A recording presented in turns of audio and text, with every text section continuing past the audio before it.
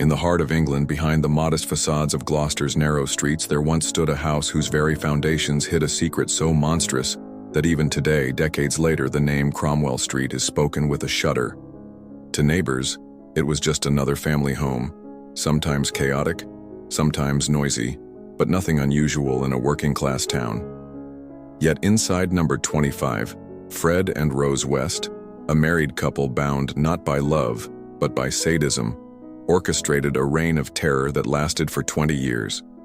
Together they lured young women, including their own daughter, into a web of torture, sexual assault, and murder, burying the bodies beneath floors and patios, as if trying to anchor their sins into the very earth.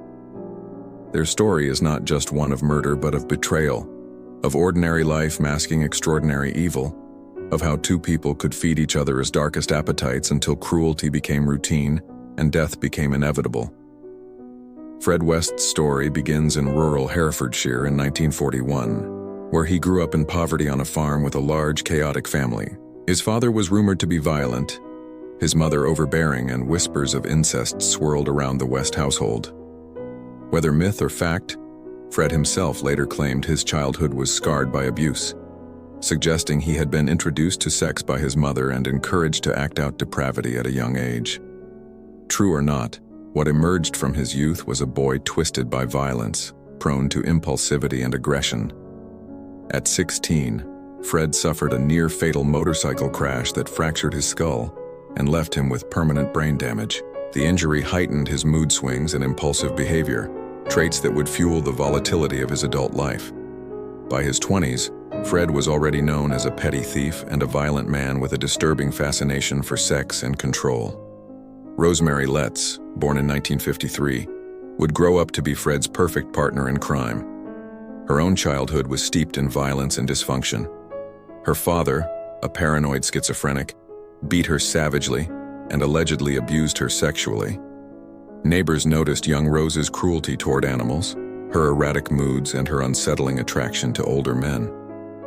By her teens, she was already hardened, already bent by the weight of trauma. When she met Fred West in 1969, she was just 15, while he was 27 and already the father of two. But from their first meeting, they recognized in each other a darkness that most people would flee from. Rose didn't recoil from Fred's roughness. She was drawn to it. Fred, for his part, saw in Rose not just a partner, but an accomplice, someone who would not only tolerate his obsessions, but share them. Their relationship was a storm of violence, sex, and control. By 16, Rose was pregnant with Fred's child. While Fred served a brief sentence for theft, Rose shockingly agreed to care for his children from a previous relationship. When Fred was released, they became inseparable, partners in every sense. Soon they moved into a home together, and the transformation began. They were no longer just two broken individuals. They became a unit, amplifying each other's cruelty, experimenting with domination, and eventually moving beyond abuse to murder. Their first victims were close. In 1971, Fred's first wife, Rena, disappeared. Soon after, her friend Anne McFall, who was pregnant, also vanished. Years later, their remains would be found, dismembered and buried in fields.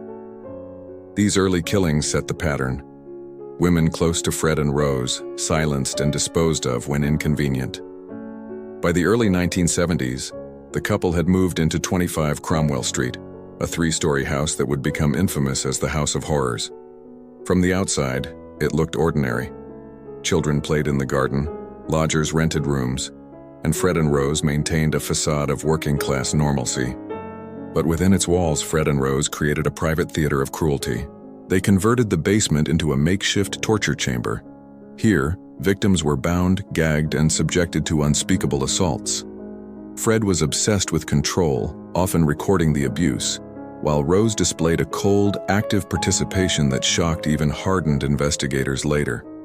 They lured victims with offers of lodging, work, or simply a ride home. Hitchhikers, runaway girls, and young women living on the margins were easy prey. Once inside Cromwell Street, kindness dissolved into terror.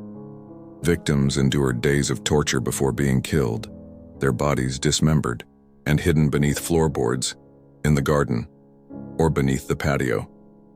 What made the Wests uniquely horrifying was not just the violence, but the way they involved their family in their crimes.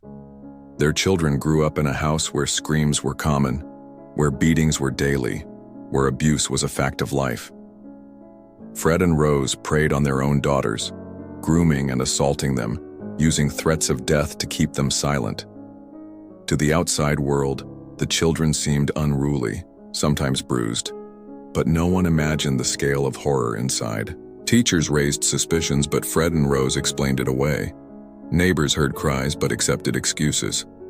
In an era when domestic matters were often ignored, their secret remained safe. Heather West, their eldest daughter, suffered the worst. By the mid-1980s, she had endured years of abuse, confiding in friends about the horrors at home. But instead of protection, she found only silence.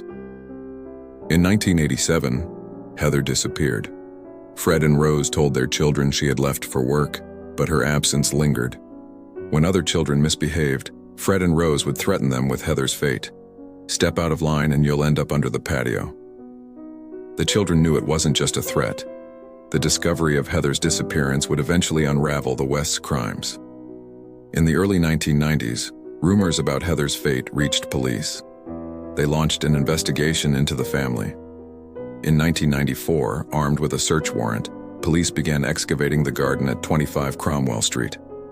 Beneath the patio, they found human remains. Further searches revealed more bodies buried in cellars and under floorboards. In total, 12 victims were discovered, though suspicions remained that there were more. Among the dead were not only strangers but family members, including Heather. The grim inventory of victims included young women who vanished while hitchhiking, lodgers who disappeared without trace, and girls whose families had searched in vain for answers. Each bore the marks of torture, sexual assault, and mutilation. Some had been kept alive for days, subjected to unspeakable cruelty, before being killed. The West's reign of terror had lasted 20 years, hidden in plain sight in the middle of a busy town. Fred West was arrested and quickly confessed to many of the murders. He even drew diagrams to show police where the bodies were buried. He admitted his role with a casualness that horrified investigators. But Rose, cold and unflinching, denied everything. She painted herself as a victim of Fred's domination, though witness testimony, including from her own surviving children, revealed her as an active participant, equally sadistic and cruel. Fred never faced trial. In January 1995, while awaiting proceedings in prison, he hanged himself in his cell. His suicide denied families the chance to hear him confronted in court, to hear the full truth. Rose, however, went to trial later that year. The proceedings were harrowing. Survivors and children testified against her, describing years of abuse, cruelty, and terror. Forensic evidence connected her to the murders. The jury heard of her role in luring victims, in participating in assaults, in mocking the suffering of others. In November 1995, Rose West was convicted of 10 murders. She was sentenced to life imprisonment, with the judge recommending she never be released. She remains behind bars to this day, one of Britain's most infamous female serial killers. The case left scars not only on the victims' families, but on the entire nation. The idea that such horrors could unfold for 20 years in the heart of an ordinary English town shook the public's faith in safety, in neighbors, in the sanctity of the family home. The demolition of 25 Cromwell Street was ordered, the ground leveled, the number erased from Gloucester's map, but erasing the building could not erase the memory of what happened inside.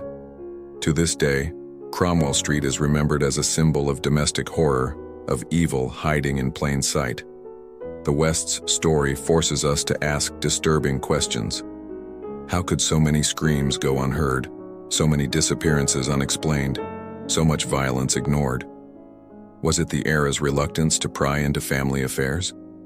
Was it the invisibility of the victims, many of them young women who were already vulnerable? Or was it simply that Fred and Rose were masters of disguise, hiding their depravity behind a mask of normalcy? Perhaps it was all of these. In the end, Fred and Rose West were not demons from another world. They were people, ordinary in appearance, neighbors, parents, who chose cruelty again and again, feeding on each other's darkness until their house became a slaughterhouse. They remind us that monsters do not always lurk in shadows. Sometimes they live in the house next door, waving politely from their garden while burying bodies beneath it. Fred and Rose West, the killers of Cromwell Street, remain among the most infamous names in British true crime.